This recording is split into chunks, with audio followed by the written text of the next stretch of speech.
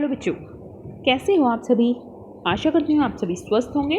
चलिए आज की वर्कशीट शुरू करते हैं बेटा। आज दिनांक है 19 अगस्त 2021 और DI द्वारा दी गई वर्कशीट नंबर 50A और 50B दोनों वर्कशीट करेंगे हम।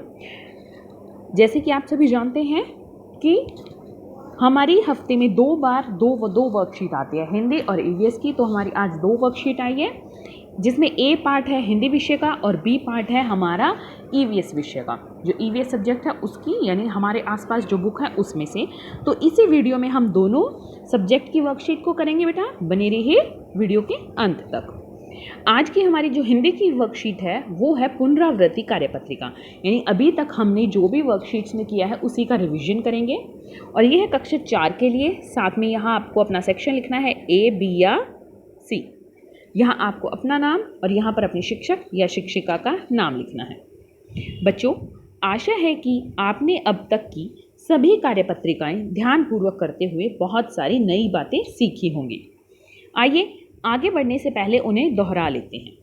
भाग 1, नीचे दिए गए पुल्लिंग तथा स्त्रीलिंग शब्द आपस में मिल गए हैं, उन्हें ढूंढकर सही स्थान पर लिखिए। तो कौन कौन से शब्द हैं हमारे यहाँ पर? बूढ़ा, बकरी, काका, बहन, सहेली, महाराज, शिक्षिका, पुजारी, चूहिया। यहाँ हमें स्त्रीलिंग शब्द लिखने हैं और यहाँ हमें पुल्लिंग शब्द लिखने हैं। तो हम क्या करते हैं बेटा, आपको यहाँ पर लिखने हैं। जैसे बूढ़ा, बूढ़ा क्या है? हमारा पुल्लिंग शब्द है, तो इसको यहाँ लिखना है इस तरह से, ठीक है। फिर है बकरी, बकरी हमारा स्त्रीलिंग शब्द है, तो हम यहाँ बकरी लिखेंगे। इस तरह से आपको दोनों तरफ लिखना है।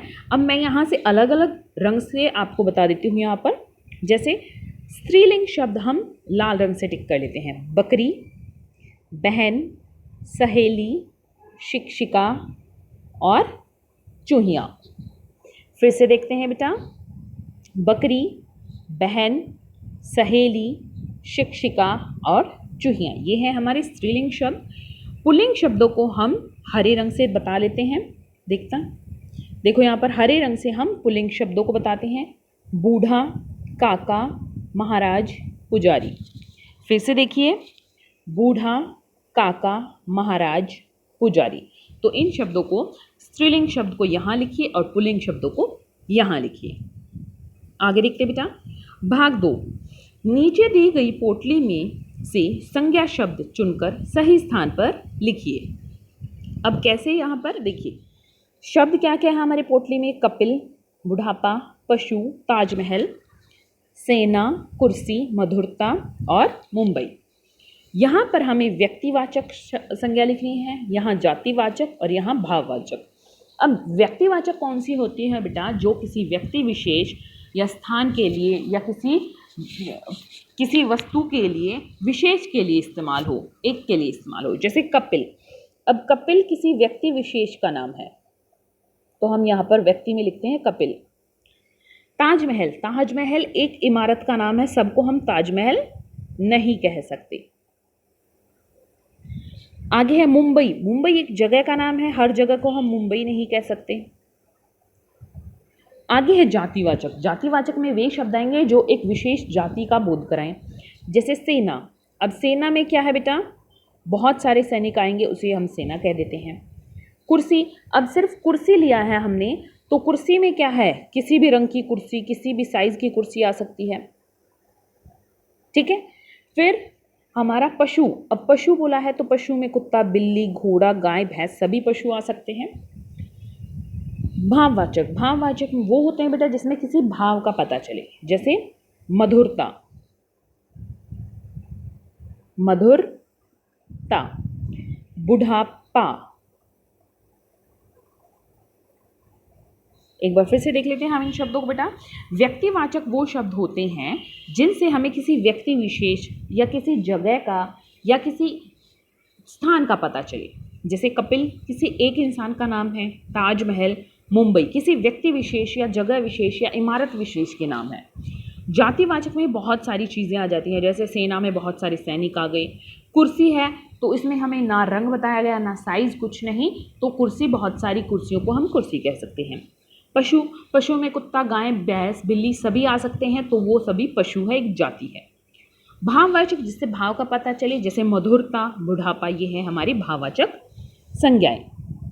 आगे देखते बेटा, प्रश्न 3, मन के भोले भाले बादल पढ़ने के बाद क्या आप अनुमान लगा सकते हो कि कविता में हो रही शरारतें कौन कर रहा है? तो बेटा जब आप ये कविता पढ़ोगे तो इसमें कौन शरारत कर रहा है? मन के भोले भाले बादल। तो इसमें शरारत बादल कर रहे हैं।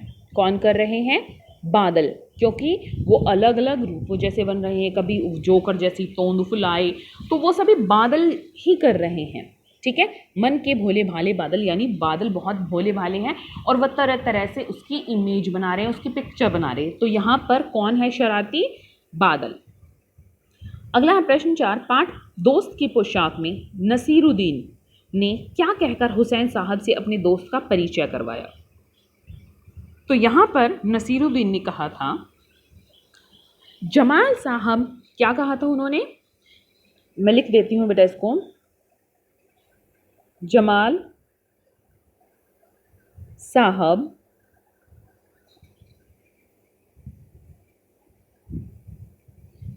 साहब मेरे पुराने दोस्त हैं। क्या कहा था? जमाल साहब मेरे पुराने दोस्त हैं। यह इन्होंने मेरे पुराने दोस्त हैं, इन्होंने जो अचकन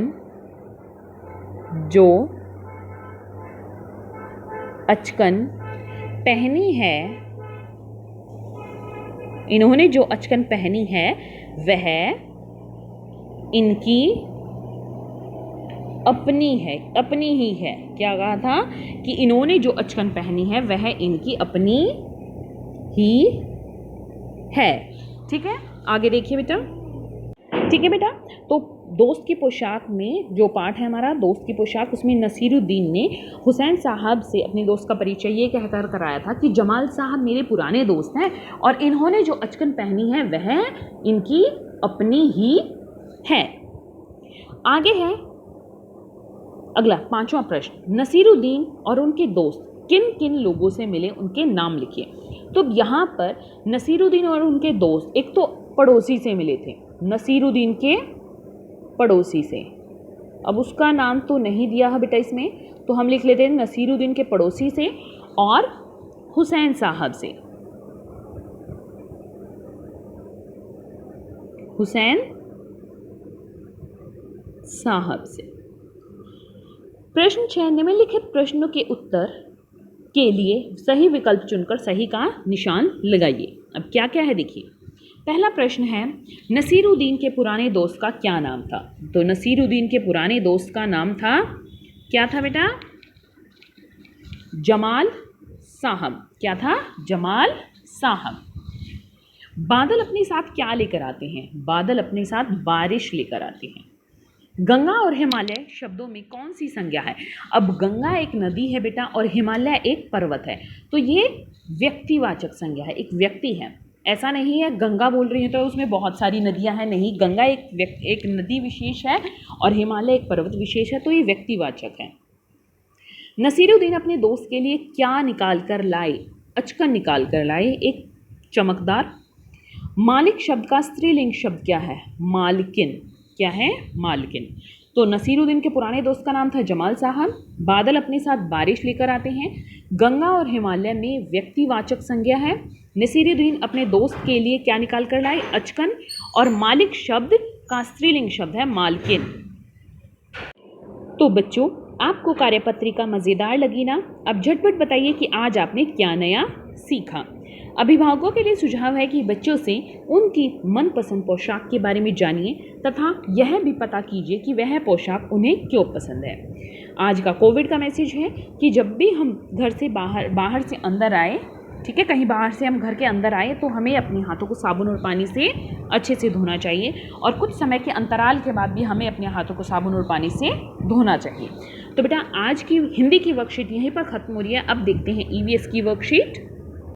देखिए, ये है हमारी ईवीएस की वर्कशीट 50B क्लास 4 के लिए। यहाँ आप साथ में अपना सेक्शन लिख सकते हैं, A, B या C।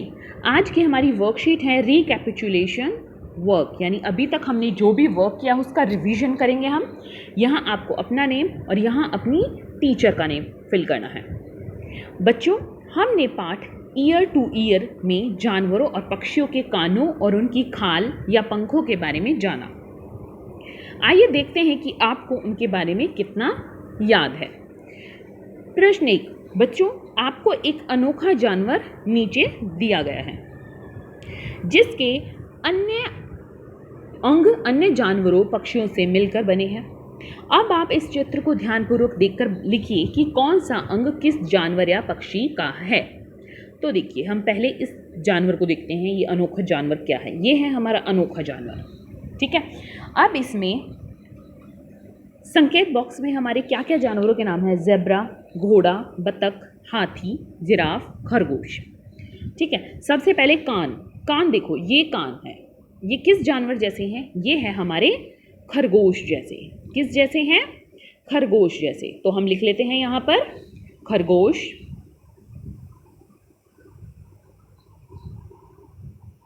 कान है हमारे खरगोश जैसे। आगे है बेटा, ये है माथा। अब माथा देखो, इसका माथा कहाँ है? ये है माथा। ये किस जैसा है?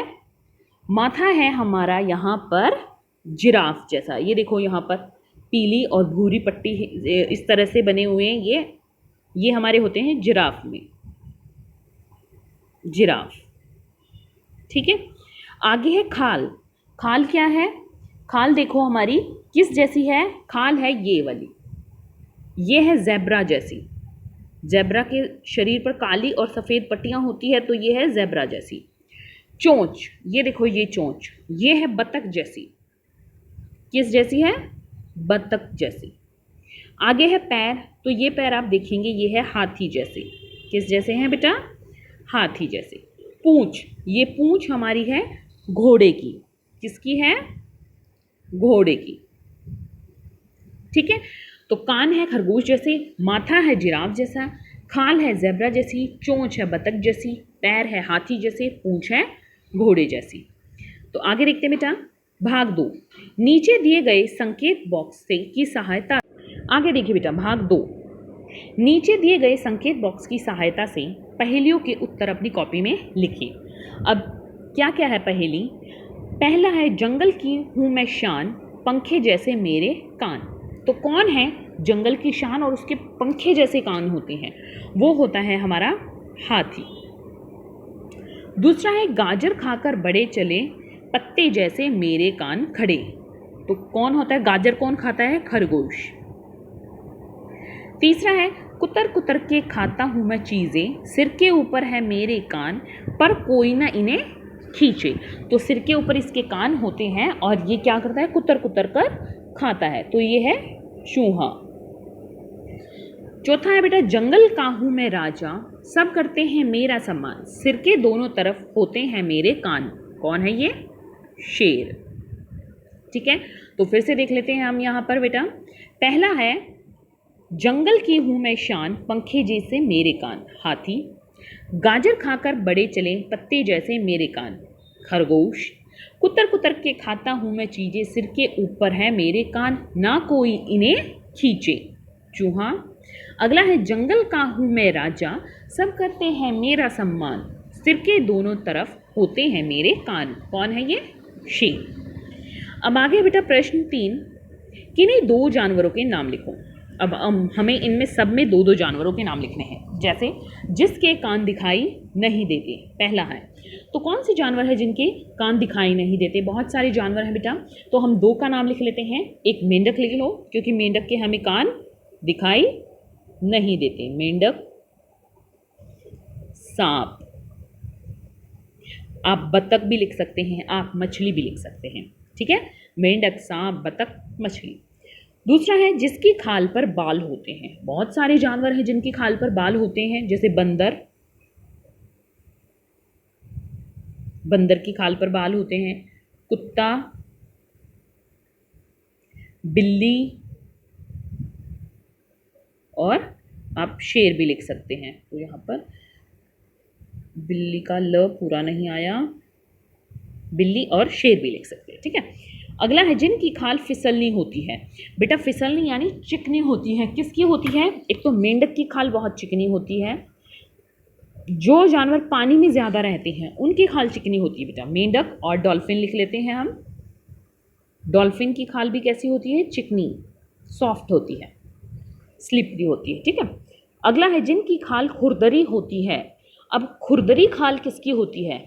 आप देखेंगे, एक तो हाथी की खाल खुरदरी सी लगती है हमें, ठीक है, और मगरमच्छ, हाथी और मगरमच्छ की भी आप अगर स्किन देखेंगे, क्योंकि पास से तो हम देख नहीं सकते उसको, लेकिन जैसा हमें चित्र में दिखाई देता है उससे हाथी और मगरमच्छ की खाल खुरदरी दिखाई देती है। आगे है जिनके कान सिर के ऊपर होते हैं। अब सिर के ऊपर, यहाँ एक तो इसी में बताया गया बेटा, सिर के ऊपर है मेरे कान। कौन है ये? चूहा और खरगोश। खरगोश के भी कान सिर के ऊपर होते हैं बेटा, खरगोश। और आप लिख सकते हैं घोड़ा, घोड़े के कान भी सिर के ऊपर होते हैं। अगला है जिनके कान सिर के दोनों तरफ होते हैं। तो दोनों तरफ सिर के होते हैं, ये देखो यहाँ पर सिर के दोनों तरफ होते हैं मेरे कान। तो हम शेर भी लिख सकते हैं और कुत्ता भी लिख सकते हैं। अगर आप कुत्ता देखेंगे तो उसके भी कान दोनों तरफ होते हैं। फिर से देखिए बेटा इनके उत्तर। जिनके कान दिखाई नहीं देते, मेंढक, सांप। जिनकी खाल पर बाल होते हैं, बंदर, कुत्ता, बिल्ली। जिनकी खाल फिसलनी होती है, मेंढक और डॉल्फिन। जिनकी खाल खुरदरी होती है। तो बेटा यहाँ पर अगला है कि किस जानवर जिनकी खाल खुरदरी होती है। तो खुरदरी होती है यहाँ पर हाथी और मगरमच्छ की, ठीक है। जिनके कान सिर के ऊपर होते हैं, चूहा और खरगोश। जिनके कान सिर के दोनों ओर होते हैं, शेर और कुत्ता, ठीक है। और चिकनी खाल होती है, फिसलनी खाल होती है मेंढक और डॉल्फिन की। तो ये जो जानवर पानी में रहते हैं उनकी ज़्यादा चांसेस होते हैं बेटा, उनकी ज़्यादा पॉसिबिलिटी है कि उन्हीं की खाल चिकनी या फिसलनी होती है। आगे देखते हैं प्रश्न 4। आपको किस पक्षी के पंख सबसे ज़्यादा अच्छे लगते हैं और क्यों? क्यों लगते हैं? मुझे लगता है कि सभी को सबसे ज़्यादा पंख अच्छे लगते होंगे मोर के, या अगर आपको किसी और पक्षी के पंख अच्छे लगते हैं तो उसका भी नाम लिख सकते हैं। नहीं तो आप लिख सकते हैं कि मुझे, यहाँ से मुझे मोर के पंख सबसे ज़्यादा अच्छे लगते हैं। और क्यों लगते हैं? क्योंकि जो पंख होते हैं वो रंग बिरंगे होते हैं। कैसे होते हैं वो? रंग बिरंगे होते हैं, बहुत सारे रंग होते हैं उसके पंखों में, ठीक है। इसलिए मोर के पंख अच्छे लगते हैं। और आपको अगर किसी और पक्षी के पंख अच्छे लगते हैं तो आप उसका नाम भी लिख सकते हैं और बता सकते हैं कि आपको उसके पंख क्यों अच्छे लगते हैं। अभिभावकों के लिए सुझाव कि बच्चों के व्यवहार को जानवरों के प्रति संवेदनशील बनाए। आज का कोविड का मैसेज है कि जब भी हम घर से बाहर जाएं हमें सोशल डिस्टेंस मेंटेन रखना चाहिए, तभी हम कोरोना को हरा सकते हैं। आज की वर्कशीट यहीं पर खत्म होती है बेटा, फिर मिलते हैं एक नई वर्कशीट के साथ। तब तक के लिए अपना ध्यान रखना। धन्यवाद।